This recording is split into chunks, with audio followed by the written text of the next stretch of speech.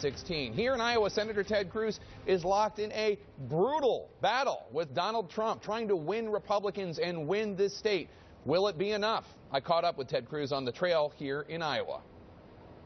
Thanks so much for doing this. Really appreciate it. It's good to be with you. So you told a group of pastors recently that if Trump wins Iowa and New Hampshire, where he already enjoys a substantial lead, there is a, quote, very good chance he could be unstoppable and be our nominee. Are you the firewall? Are you the one that can stop Trump from being the nominee?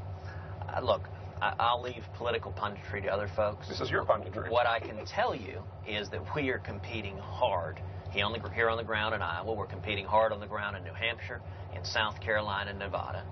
And we're running a national campaign. We've got an incredible team all across Super Tuesday, across the SEC states. So you don't have to win here necessarily? No, absolutely. We don't view any state as a must-win. I think we're positioned to do very well in Iowa. I think we've worked very hard. You know, the grassroots team we've got is unbelievable. It is second to none. We've got 200,000 volunteers nationwide. We've got 12,000 volunteers on the ground here in Iowa. And tomorrow, we will complete what's known as the full grass league. We will have been to all 99 counties in the state of Iowa. We will have stood in front of the men and women of Iowa and simply asked for their support, looked them in the eyes and asked for their support. I think that's what it takes to win Iowa, but we're going to find out tomorrow night. It's gotten heated between you and the frontrunner Donald Trump in recent weeks, and you've expressed your concerns about him. I know he attacked you first, for the record, but you have since counterpunched and talked about your concerns. In retrospect, should you have made your concerns about his, in your view, New York values, his support for partial birth abortion and more earlier, do you think? Well, listen, there's a phase to any campaign. You know, a month ago, Donald was telling everyone how much he liked me and how much I was his friend. And then his poll numbers started falling and ours started rising. And now I wake up every day and look at my phone and discover what new insult he has launched out. There've been a lot. And they're always interesting. I will give him credit that when he insults someone, it's always memorable and colorful. But, you know, my approach has been I'm not going to respond in kind. So I don't intend to insult Donald Trump. I'm not going to engage in personal attacks. No matter what he says, I like Donald. I will continue to praise him as bold and brash. Now, I do think policy differences are fair game. I do think pointing out that he and I have very, very different views on questions like life and marriage and religious liberty. He and I have very, very different views and records on questions like health care and Obamacare and amnesty. And so all of that is fair game. But I think the people of Iowa deserve more. I think the American people deserve more than just a battle of petty insults. And so I don't intend to play that game. As you point out, there have been a lot of policy differences you've been highlighting with your opponents. Lately, you've been focusing more on Marco Rubio, who trails you in the polls here, but some say he has momentum. He, this weekend, said that your campaign is being deceitful about his record. Why should voters pick you over Marco Rubio, and why are you better to go after Hillary Clinton in November than Rubio? Well, listen, I think the central question in this primary is trust. We are tired of being burned. We keep having politicians who sound great on the trail and they don't do what they said.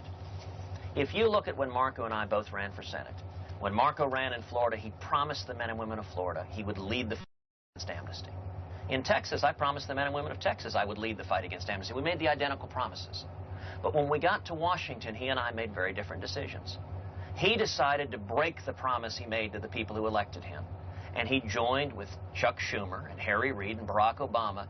And not only did he not lead the fight against amnesty, but he led the fight to pass amnesty. It was the Rubio-Schumer amnesty bill. It didn't secure the border. It made it easier for Obama to bring in tens of thousands of Syrian refugees without mandating any background checks. That's a serious national security risk. And it granted amnesty to 12 million people here illegally. Now, I made a very different decision. I chose to stand with Jeff Sessions and Steve King and millions of conservatives across the country against amnesty. We led the fight against it, and we defeated it in Congress. Now, if you're asking, who can I trust to do what he said? The fact that on his signature issue, Marco broke his promise to the American people is significant. That would be like me coming to Washington and suddenly discovering I was for Obamacare. That would be commensurate with what Marco did. And so a vote for Marco is a vote for amnesty. And I'll tell you this, if we nominate a candidate who supports amnesty, who has the same position on amnesty as Hillary Clinton, we will lose the same millions of Reagan Democrats, of steel workers and auto workers and truck drivers and electricians who stayed home in 2008 and 12, they'll stay home in 2016. We've got to be fighting for the working men and women of this country, and amnesty takes their jobs and drive down their wages. We've got to be on behalf of the working men and women of this country. Rubio's response to that, obviously, is that you offered an amendment that would have provided a path to legal status, not citizenship, but a path to legal status. Yeah, and his response is false. The amendment I offered was 38 words. It was one sentence, and it said nobody here illegally will ever be eligible for citizenship, period. Didn't say a word about legalization.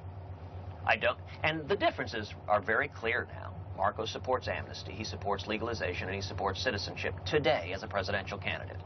I oppose amnesty, I oppose citizenship, I oppose legalization. And, you know, Jake, I'll give you another difference, which is I had pledged on day one to rescind every single illegal and unconstitutional executive order issued by Barack Obama. That includes President Obama's illegal amnesty.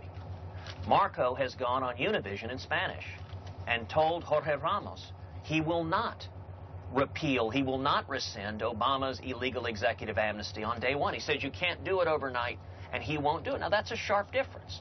That's not a personal difference. It's not a personal insult. It's just a difference in policy. And by the way, Marco's support for amnesty goes back many, many years when he was Speaker of the House. In Florida. In Florida, he led the fight to provide in-state tuition for illegal aliens. I disagree with him on that. He's entitled to have that view, but he doesn't get to try to convince the voters that his position is different from what his record is. And for anyone who says, well, gosh, how do I know who's telling the truth? I would suggest you look to what Jeff Sessions and Steve King and Rush Limbaugh and Mark Levin say. Every one of them says Marco Rubio led the fight for amnesty and Ted Cruz led the fight against it. You know, Jeff Sessions in Alabama said if it weren't for Ted, the Rubio-Schumer Gang of Eight amnesty bill would have passed. And that's a difference that matters. And I would note, during that whole battle, Donald Trump was nowhere to be found. Let me ask you one final question. The debate. Yeah. You were obviously took a lot of heat from the fellow candidates on the stage, and your campaign argues it was an establishment audience. It was not an audience that were a bunch of Cruz supporters. Do you think that Donald Trump didn't participate in the debate because he wanted you to be the target, or do you think it was because he didn't Megyn Kelly or Fox News or whatever? Look, I don't think it was because he was afraid of Megyn Kelly. I think it was because Donald did not want his record challenged. It's the same reason, actually, that Donald engages in insults, because he can't defend his substantive record. His position on health care is the same as Bernie Sanders. They both support socialized medicine, expanding Obamacare to put the government in charge of our health care. His position on cronyism and corporate welfare is the same as Barack Obama. He supported Obama's TARP bailout of the big Wall Street banks. He supported Obama's stimulus, said it should be larger. And so, you know, look, I think it was a real mistake for Donald not to show up at the debate. I think anyone who wants to win the state of Iowa owes the people of this state the respect to show up at the Iowa debate, to answer the questions. I get that it is unpleasant to have your record subject to scrutiny, to be potentially criticized, but this is a job interview. You know, if I was coming to work for you, Jake, if I was interviewing with you and I called you up and said, I'm not willing to show up at the job interview, you wouldn't hire me. And I think that's what Donald said to the people of Iowa, that he wasn't willing to submit to the scrutiny. And I think that's a mistake. What I am doing every day is asking the men and women of Iowa, examine my record, pray on this, and I'll tell you, if conservatives come out tomorrow night, Monday night at 7 p.m., if conservatives come out, we're going to win, and we are bringing together a grassroots army, person to person, friend to friend, pastor to pastor, Iowan to Iowan. That's how you win the state of Iowa. All right, well, good luck. Thanks so much Jake. for doing this. Appreciate it.